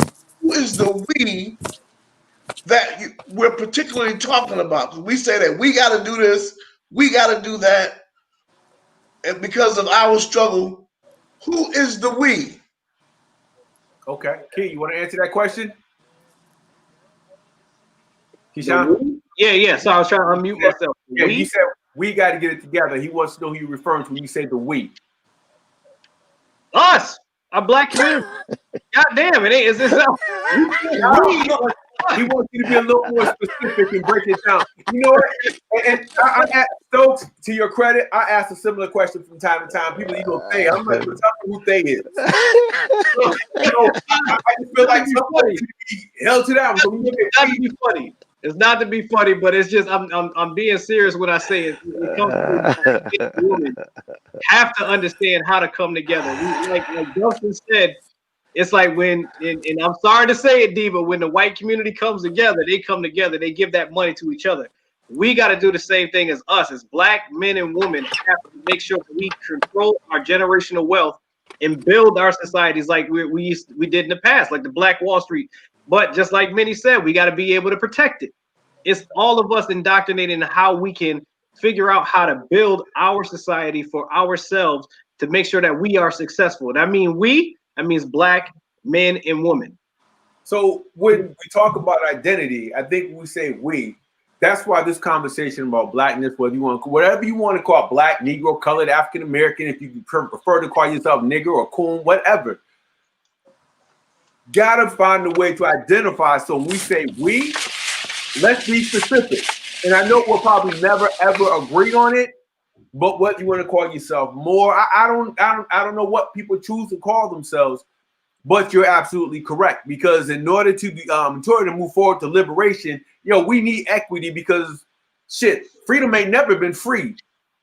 It costs. And I think in terms of identifying who your collaborators or your colleagues or allies are, you got to put a label on it at some point. So I dig that question, Brother Stokes. I dig it. And Keyshawn, thank you for that answer. Because when I hear Keyshawn saying we, because my view is to some people so limited, the first thing I think about is Black Americans, native to this land. But when other people hear we, they're talking about conquering the whole goddamn diaspora. And I'm like, whoa, you want me to do that?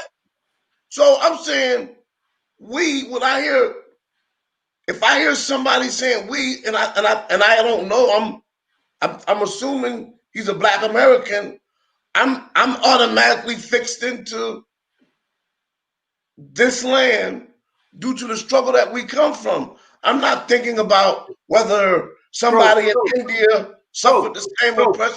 Stokes, let me ask you a question. When you read the news and you hear about Brazil and them killing little Black babies on the streets like they're pieces of garbage, how does that make you feel?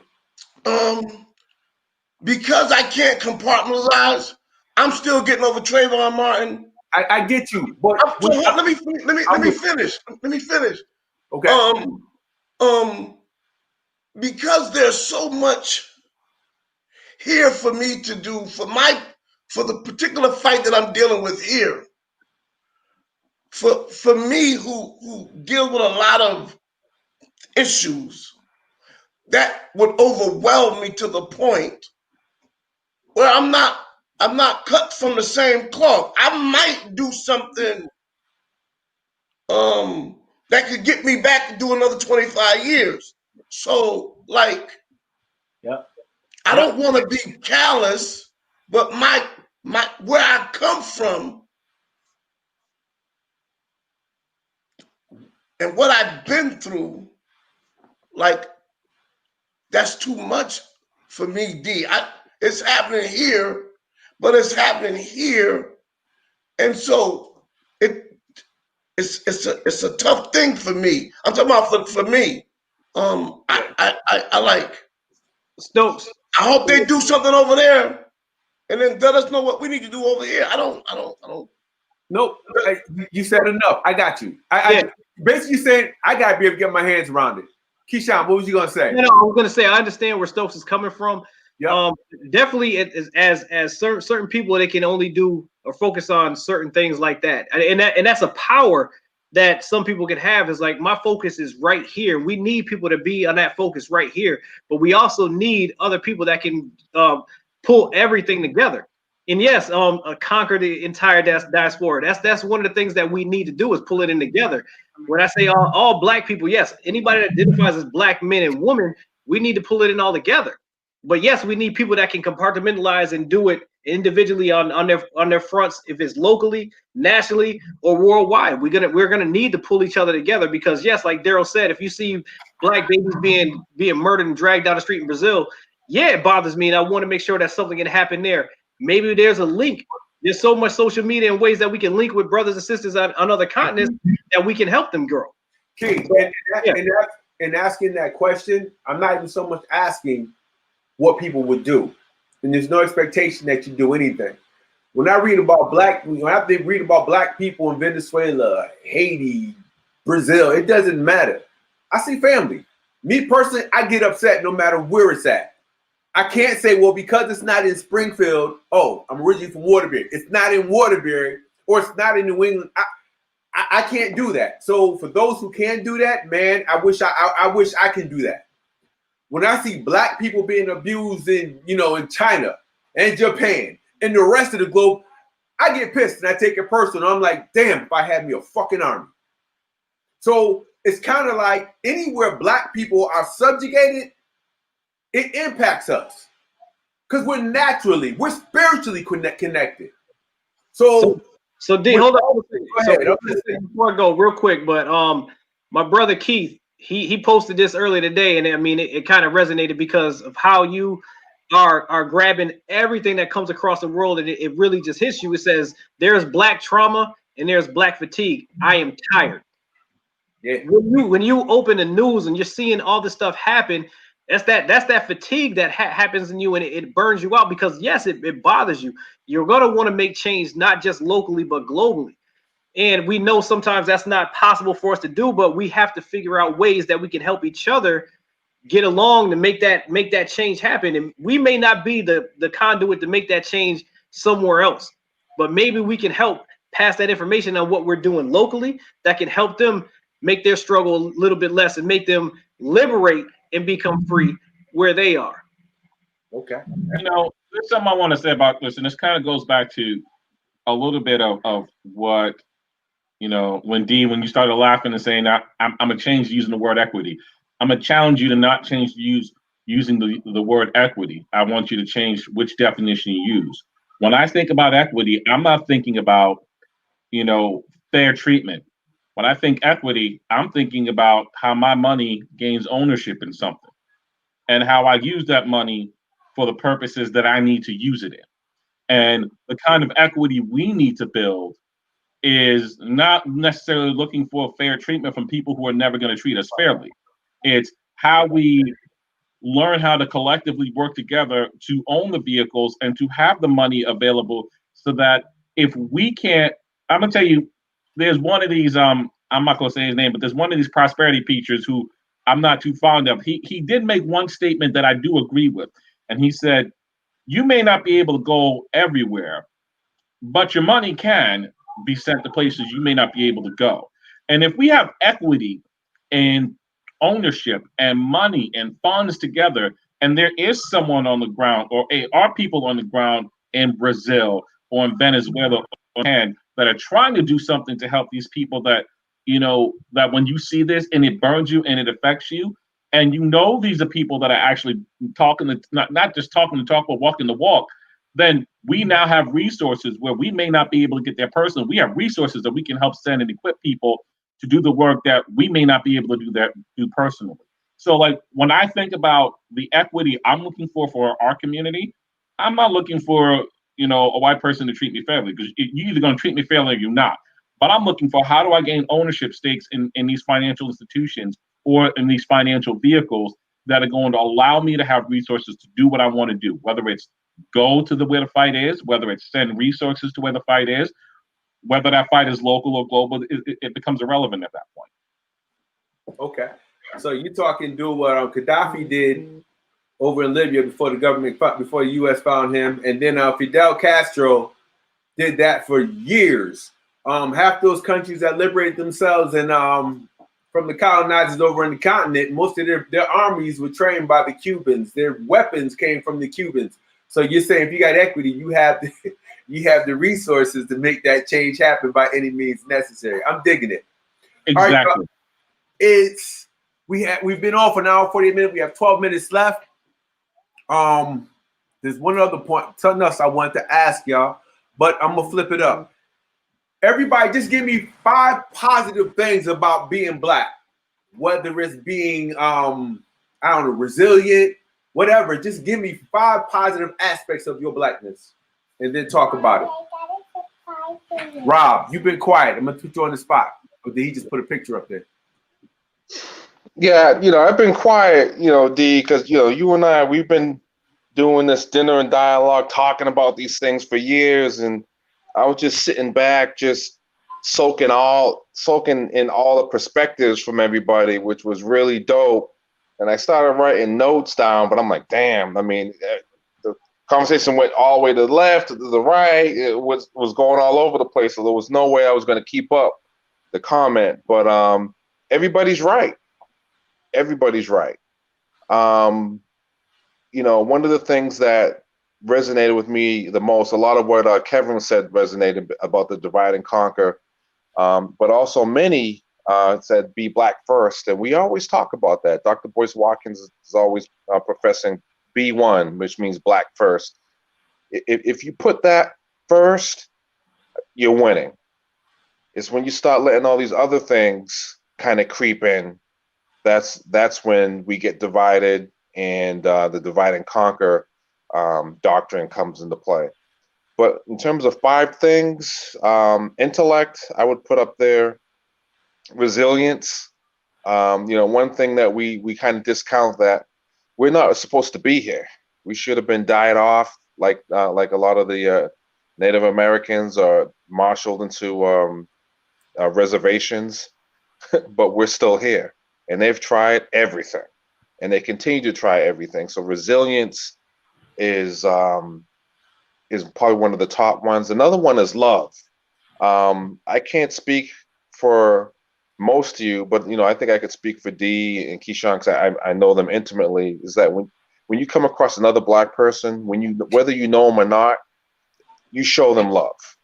We always show them love, unless they give us a reason not to.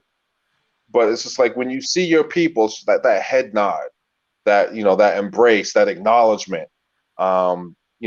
We just have it, and it's like it's innate in us to care for others and especially care for ourselves. So love would be one. Family would be another one that's constantly being attacked, but we keep persevering. And then the fifth one, strength. So intellect, resilience, love, family, and strength are the five ones I would use to characterize my blackness. All right. Mr. Unapologetically Black, my man, Dr. Dumpson. You're on mute. I somehow knew you were. Yeah, yep. I somehow knew you were gonna come to me, my brother. Somehow knew that. Well, I mean, you. Yeah, I'm getting to know your flow a little bit. So, but man, for me, actually, man, that's a pretty tough question. Actually, you would think it'd be easier, but I mean, it's because it kind of goes back to my initial comments when the show began. I'm unapologetically black without a doubt, but I don't. A lot of the things that I don't do as consciously black because I'm so black. I don't need to be conscious of my blackness, if that makes any sense to anybody. Absolutely. So I just once again, it's about being a human being that understands my right to be on this earth and breathe the air like white men breathe the air, and to have equity, as you say, and liberty, as many says, and I have such a right to have that, just like them. So tenacity, boldness, man, boldness. I believe in order to be truly black, you need to possess a certain amount of boldness simply to walk out of your house every morning. Yep. Because every morning you walk out of that house, we know when we walk out of the house, whether consciously or not, that we're walking out black, and that we're not walking onto the same playing field as people that are not of color are walking into. So boldness, tenacity, um, um, braveness. Brave. You have to be brave to be black. Okay, to live black, you have to be brave. You don't have to be brave to be black because your skin's gonna be black anyways. But in order to live black, you have to be brave.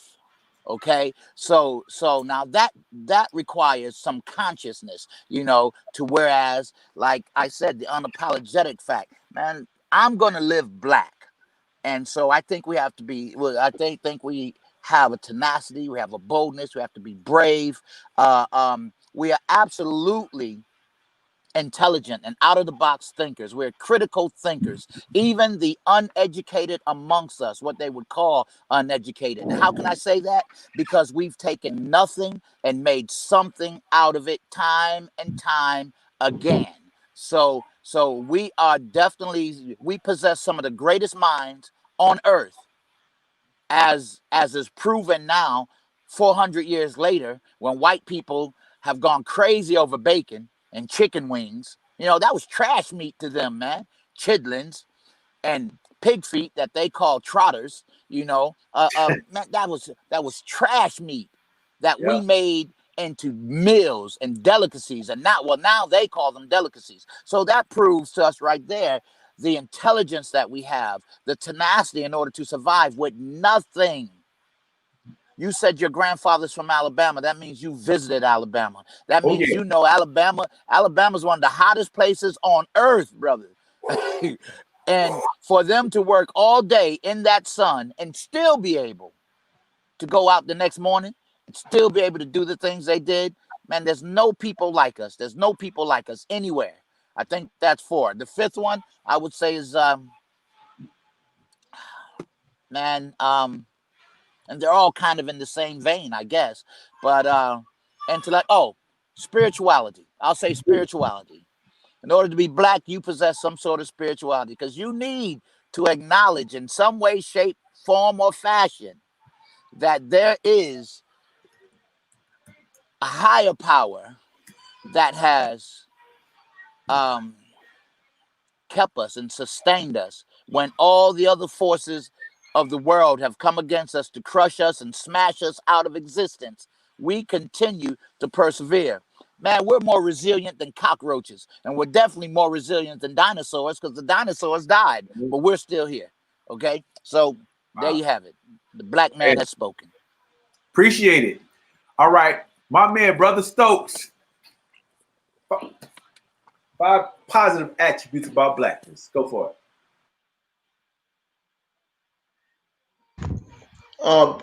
First and foremost, Brother Dell, I really appreciate you and all of you fine men and women. I thank you for allowing me the opportunity to come on and dialogue with y'all. But my blackness is the first thing I love about my blackness is that it was stored up in a black man. Yeah. I wouldn't trade it for anything in the world. The second thing I love about my blackness is it's powerful. Another thing I like about my blackness is like how strong our minds are as black people. Imagine spending 5 years in solitary confinement, locked up 23, 24 hours a day, and people spitting in your food when they're mad at you and angry. And then some people next to you would make a peanut butter and jelly sandwich, smash it up, put it in tissue, and pass it to you so you can eat. And you still come out after doing that, and you can make it. The fourth thing about my blackness is that it's unyielding. It is the best thing in the world. The vibration, the energy, the toughness of it, and the fifth thing about my blackness is that everybody want to be me and they can't. You just mad. So that's it. All right. Man, y'all got some stuff here I might want to put on a t-shirt. Brave to live black. You're already born black. Love being black because it's stored up in a black man. Okay, next up, I got to get up to my sister. Sister Minnie, talk to me. All right, I'm gonna give y'all my closing thoughts for the sake of time, and I'm gonna wrap up those 5 things while I'm speaking. And I just want everyone to realize that we was robbed of our inheritance twice from 2 lands. We were denied the inheritance from our motherland and our families when we were separated. And we was denied our inheritance for hundreds and hundreds of years on this land. So I implore everybody, I don't care if you have some ties or whatever, find an African country that's African, because they're not all African as far as like being melanated, and create the bridges, and you'll be surprised at how much farther your dollars go over there as opposed to here. And I need, us to take up arms and demand that liberation with a vengeance. Okay, the worst thing they did was convince an eternal people that they could die. That's why so many people say, I'll be back. And if you study, you research, you'll see a lot of hurricanes follow that same path as the Atlantic slave trade, and they land in a lot of these ports. And I know that a lot of people have an issue with being black. Like, I'm not black, I'm this, I'm not. and a lot of people, confine it to a context, like, oh, it means you're dead in the state of the law, which is still seeing ourselves through our oppressors. But I'm black, okay? I'm black like the presence of all colors, because all shades of people come from us. I'm black like the womb through which my essence was transformed from the spiritual to the physical reality. I'm black as the Madonnas locked away in the Vatican. I'm black like the fertile soil of the Nile Delta, and I'm black like the universe from which my essence is derived. Damn. Okay. Yo. All right. You should be recording this, D. It is recording. That's the good thing. What? That's what's up. All right, Keyshawn, follow that. You up. I ain't gonna try to follow it, brother. But what I gotta say is just a thank you, Minnie. But no, black is beautiful. It's beautiful. It's always gonna be beautiful. It's passionate. Having that passion of being black, and feeling that every day when that heartbeat that rolls right through you. The cultural awareness that we have and what we are and how we are as people and what we create. Being very creative. Being creative is one of the biggest things. Like, you can not walk across this world and not see something created by black people. The generational growth that we have, the growth from our ancestors, from our grandparents, the lineage that's passed on from us to seeing our children, indeed to see your daughter walk by you. That's what makes me smile, to see that generational growth and seeing that heritage being passed down and seeing that lovely black skin grow and being more beautiful each generation. And also what Kevin Dumpson said, and I can't even leave this alone, is being spiritually tied. I know my great grandfather, my fourth generation grandfather, Henry Day, was a pastor, a preacher on a slave plantation in Chesapeake. He prayed for the future generations of his children to be saved and make sure that they are going to be safe, because what we have to face now is always going to be hard every time we wake up and we grow and get out of this house and make sure our next generation is going to be strong. We have to be spiritually tied. That's the one reason why we are so strong and resilient. So those are my 5. I'm going to hand it off because I know we got to go. Denise, you up, brother? All right, so my 5 first is family, because no matter what you say, I've never seen a community outside of the black community where your family isn't just the people that you are genetically and biologically tied to, but there are people that get grafted in through the years, and once they get in, they stay in unless they choose to exit. That's a whole other issue. Number 2 is we are culturally creative. I challenge every semester that I teach at any college, especially when I'm teaching a history course, I challenge all the students to find one music that was created in the Americas that you can't trace back to black culture, and no one ever can. So we are culturally creative, we are culturally diverse. The pillars of culture and creativity, the things that we see, the arts, no matter how you look at it, you can trace it back to how diverse we are in our creativity. And that also leads down to number 3. We are such a diverse people, as Mr. Unapologetically Black talked about. Look at how we took what was considered the scrap meats and it made them things that people are desiring every day now. Things that people didn't want anything to do with. That's because we are so diverse and so creative in what we do. My 4th thing would say, the love that we show to borrow from Brother Rob, the love that we show one another in general, it's something I've never seen anywhere else with anyone else. And if I have to give a 5th one to say, I would just say that, I don't even want to use the word resilience, but like our strength and our persistence is second to none. To be able to persist through some of the worst circumstances ever known to man, and to still be here and to still find ways to thrive. And I'm not even going to use the word survive. I'm going to say thrive, and to progress and to continue to grow and evolve. It's just amazing. All right.